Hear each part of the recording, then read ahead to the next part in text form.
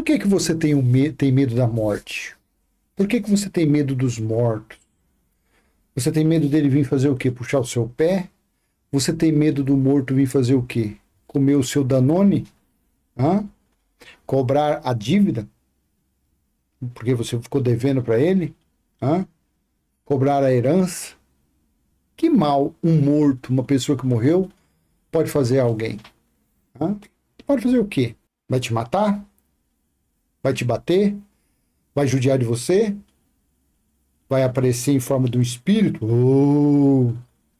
Vai aparecer em forma de um fantasma? Por que não ter medo dos mortos? Se você tem que temer alguém, você tema os vivos.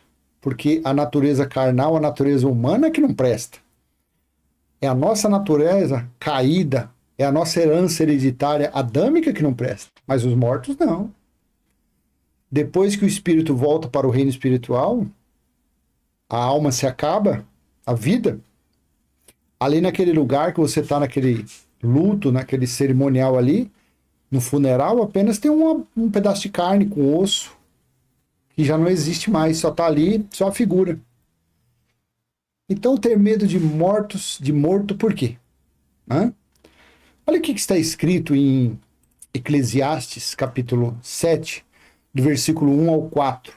Veja, no texto da Nova Almeida Atualizada, a boa fama é melhor do que um bom perfume, e o dia da morte é melhor do que o dia do nascimento. 2. Melhor é ir à casa onde há luto do que ir à casa onde há banquete, pois naquela se vê o fim de todas as pessoas, e o que vivo e que os vivos o tomem em consideração. Versículo 3. Melhor é a mágoa do que o riso. Eu não gosto desse versículo, eu gosto de ler em outro texto, na NVI. A tristeza é melhor do que o riso, porque o rosto triste melhora o coração.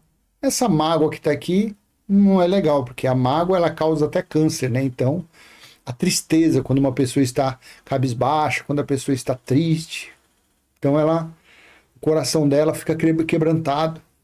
Ela se torna uma pessoa mais humilde, uma pessoa mais assim, mais amorosa, mais sentimental, né? Agora, a pessoa quando está muito alegre, está muito eufórica, muito afoita, muito assim, o orgulho normalmente é o que se sobressai.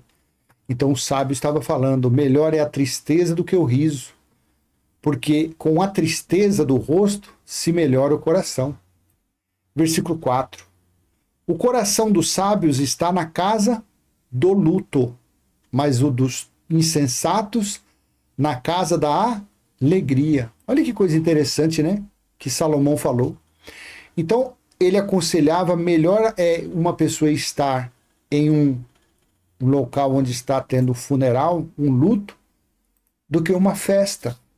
Porque o luto, você sabe, você quando tem conhecimento, você sabe que aquela pessoa, ela voltou, ela ali naquela situação, ela está retornando de onde veio. A natureza carnal, não. Mas o espírito daquela pessoa está voltando para casa. Porque Paulo mesmo falou, a nossa pátria não é neste mundo. A nossa pátria não é nesse plano. Que coisa maravilhosa, né? Então não tenha medo, porque aquele que, quando você vai no funeral, aquele caixãozão roxo, hoje em dia não usa mais, né? Hoje em dia usa, né, material assim parecendo IP, né, material de lei. Mas na verdade é uns papelãozinho pintado, mas dá-se a cor de madeira, né, envernizado. Então antigamente sim, quando a gente era pequeno, até hoje eu lembro que eu fui no funeral, num velório perto de casa assim, que antigamente se velava em casa, né? E eu fui lá e até hoje aquela imagem daquele caixão roxo, era roxo, mas era um roxo, não era lilás, era um roxo perturbador. E até hoje ficou aquela mensagem, aquela imagem. Mas claro, quando você tem entendimento, é alegria. Você tem que chegar naquela casa, é difícil, né? É difícil. Ano passado eu passei por isso, é complicado, mesmo a gente falando, mesmo a gente tendo conhecimento, mas é difícil, né? Você saber ali que você vai ficar sem aquela pessoa, né, que conviveu perto de você, do seu lado ali durante um tempo, e agora você não sabe quando você vai, né, voltar para o lar.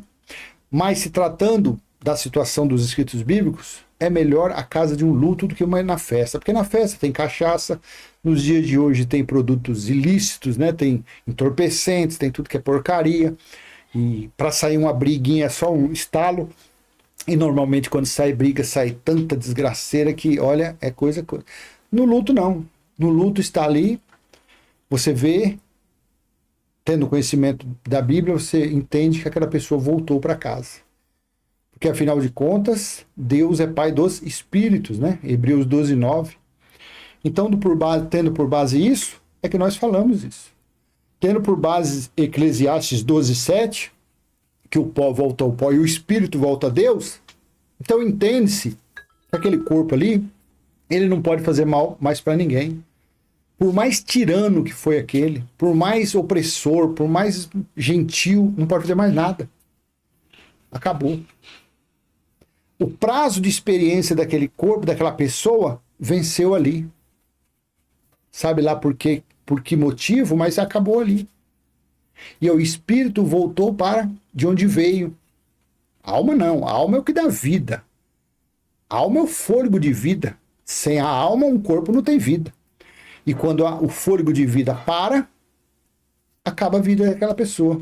Vira uma bola de carne. Olha aqui que está escrito em Jó, capítulo 7, versículo 9. Jó 7, versículo 9 e 10. Olha aqui. Assim como a nuvem se desfaz e passa, aquele que desce à sepultura jamais voltará a subir. Aquele que desce à sepultura, à cova, jamais voltará a subir. Versículo 10 de Jó 7. Nunca mais voltará para a sua casa, e o lugar onde mora nunca mais o conhecerá. Assim aconteceu também quando o filho de Davi, com Betseba, também morreu. Davi também disse algo muito interessante. Olha aqui, 2 Samuel, capítulo 12, versículo 16 em diante. Davi suplicou a Deus pela criança. Davi jejuava e, entrando em casa, passava a noite deitado no chão. Versículo 17. Então os anciãos do seu palácio se aproximaram dele para o levantar do chão, porém ele não quis e não comeu com eles. Versículo 18. No 7º dia, a criança morreu, e os servos de Davi ficaram com medo de informá-lo de que a criança estava morta, porque diziam: quando a criança ainda estava viva, falávamos com ele, mas ele não dava ouvidos à nossa voz. Como então vamos dizer a ele que a criança morreu? Poderá fazer alguma loucura. 19. Mas Davi notou que os seus servos cochichavam uns com os outros e entendeu que a criança havia morrido. Então perguntou, a criança morreu? Eles responderam: morreu. Versículo 20. Então Davi se levantou do chão, lavou-se, ungiu-se, trocou de roupa, entrou na casa do Senhor e adorou. Depois voltou para o palácio e pediu comida. Puseram-na diante dele e ele comeu. Versículo 21. Os seus servos lhe disseram: que é isto que o Senhor fez? Pela criança viva, o Senhor jejuou e chorou, mas depois que ela morreu, se levantou e se pôs a comer. Versículo 22. Davi respondeu: enquanto a criança ainda estava viva, jejuei e chorei, porque te dizia: talvez o Senhor se compadeça de mim e a criança continuará viva. Versículo 23. Mas agora que ela morreu, por que jejuar? Poderei eu trazê-la de volta? Eu irei até ela, mas ela não voltará para mim. Então veja o que aconteceu quando o filho de Davi com Betseba se foi. Enquanto ela estava viva, ele tinha esperança, ele jejuava, porque era da lei de Moisés, ele praticava as leis de Moisés, então ele jejuava, ele se ungia, ele orava, ele pranteava, e ele ficou recluso, né, em seu quarto, palácio, lá sei lá eu aonde, orando e jejuando, tendo a esperança, pedindo, suplicando a Deus que desse vida à sua filha, né, seu filho, sua filha, mas ela se foi. Quando se foi, então o que ele disse? Agora acabou. Agora ela não voltará mais para mim. A criança não retornará a mim. Mas eu vou até ela.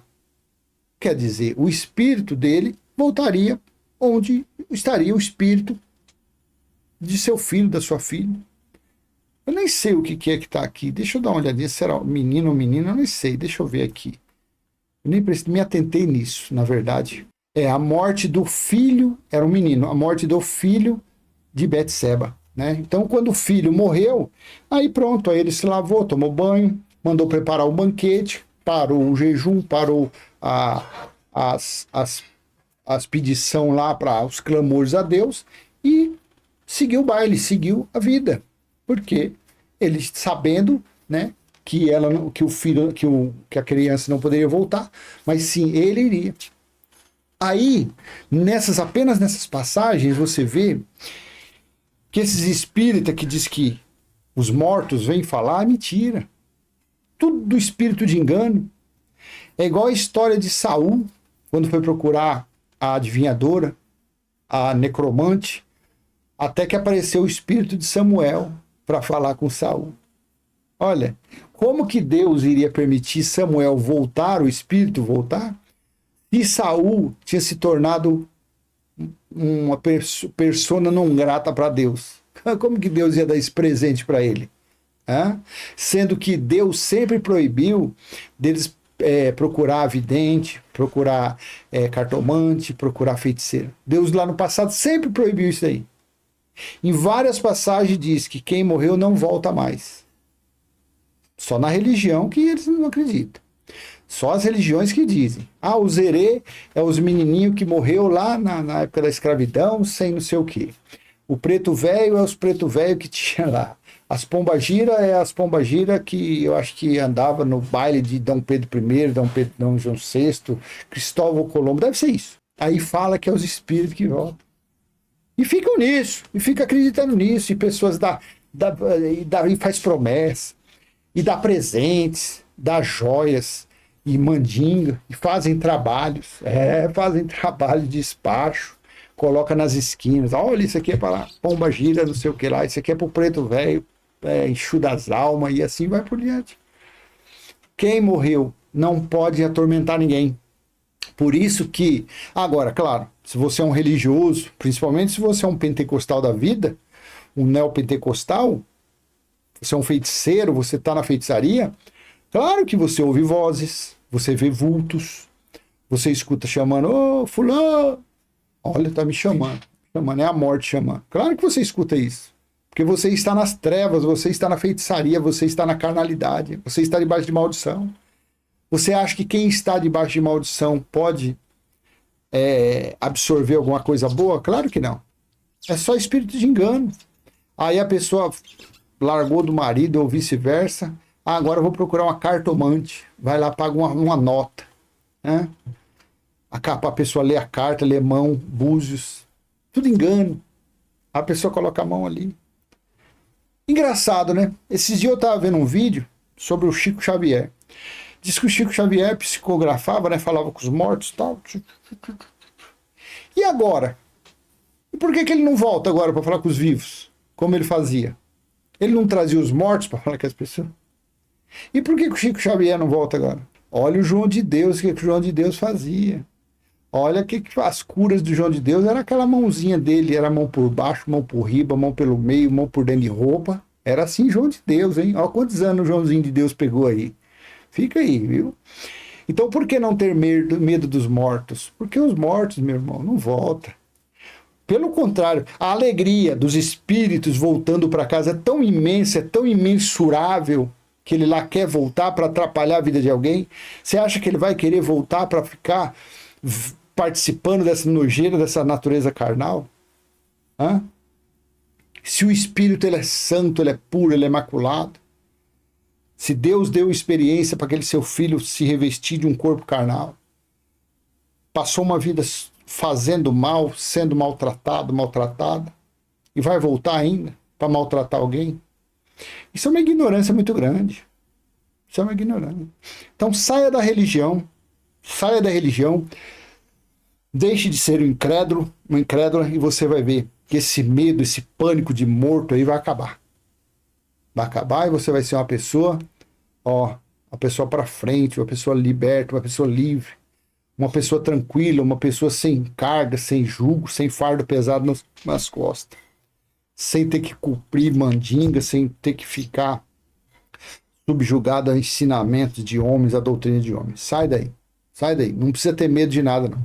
Se você tiver, não precisa ter medo também de homem nenhum, mas se caso você acha que tem que ter medo de alguém, tenha medo dos vivos, que são os vivos que não prestam, são os vivos que são transgressores, são os vivos que é os pés do capeta. Mas quem morreu, não. Quando chegar lá, se você tiver consciência, vai lá dar um abraço na pessoa que está chorando, fala: ô fulano, para com isso, vamos ficar alegre, porque ele voltou para casa, ela voltou para casa, o espírito dela, tá bom? Então vou deixar essa mensagem para você, espero ter sido útil de alguma forma, e se foi, eu peço que você, dê aquele joinha, comenta, compartilha, se inscreve, ativa o sininho. Até a próxima, se assim o Pai permitir, tá bom? Tchau, tchau.